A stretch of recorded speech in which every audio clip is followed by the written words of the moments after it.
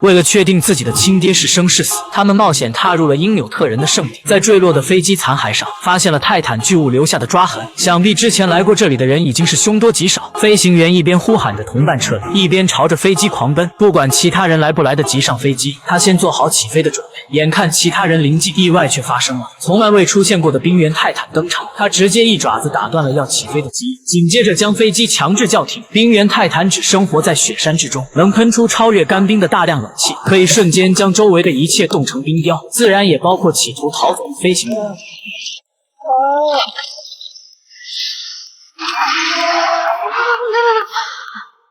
由于飞机还保有热量，便像玩具一样被冰原肆意摆弄。看到被甩出来的飞行员，其余几人吓得尿不湿都尿湿了。玩够了，冰原开始向他们逼近，大家也开始落荒而逃。只有剑次郎捡起地上的信号枪击发，信号源产生的热量吸引了冰原的注意力。借助这个时间差，他们躲进了地下冰缝。看着巨兽在上空反复盘旋，大家都屏住呼吸，心都提到了嗓子眼儿，生怕一不小心丢了小命。此刻冰面开裂，小梅掉进冰水里。可即便是这样，她也强忍着没有发出任何声响，直到冰原失去耐心远去，才松了一口气。可谁也不确定冰原是否学过孙子兵法。要知道，在这种恶劣的气候下，衣服一旦湿透，一只脚就等于踏入了鬼门关。Once the sun goes down, the temperature's gonna drop by the minute. It's got no food, no shelter, no duho.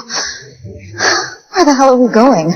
肖尔根据40多年前的记忆，记得不远处有个荒废的建筑物。与此同时，美国西部的犹他州，金发女人在房车上疯狂找寻着什么东西，原来是一台老旧的伽马探测仪在不停闪烁。她立刻把这一现象上报给了帝王总部。其实她是帝王组织的47号前哨观察员。这段伽马射线的赫兹频率，恰好与之前哥斯拉袭击旧金山的频率一样。难道历史的悲剧又要重演了吗？现在的人类有能力抵抗哥总的到来吗？反观肖尔他们，天都快黑了也没有找到庇护所。此时健太郎说出，在飞机降落时，他曾看到过那个建筑物，但不在这边。他们方向走反了。不过没人肯相信他，因为现实不允许他们出现半点错误。即使没人跟随，健太郎依旧坚持自己的选择。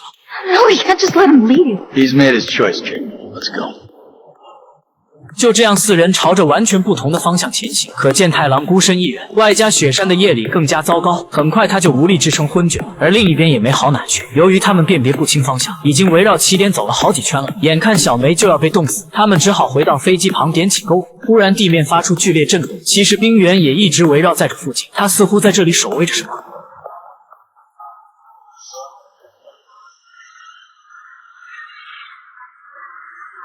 此刻他们才真正意识到，冰原是以热量为食的生物，没有热量，人类只有死路一条。而越来越近的直升机声音再次给了他们希望。于是肖尔将飞机上的燃油有规则的喷洒，准备为飞机的停留争取时间。但飞机发动机的热量吸引了冰原，忌惮它的威慑，飞机也不能着陆。见计划被打乱，肖尔只能冒险咬住防火布，提前点燃汽油。结果他也差点被炸成渣渣硝。爆炸的火光成功将冰原吸引回来，不过就这点热量，可拖延不了多长时间，必须趁冰原无暇顾及前登上直升机，否则是必死无疑。幸好最后一刻他们都登上了直升机。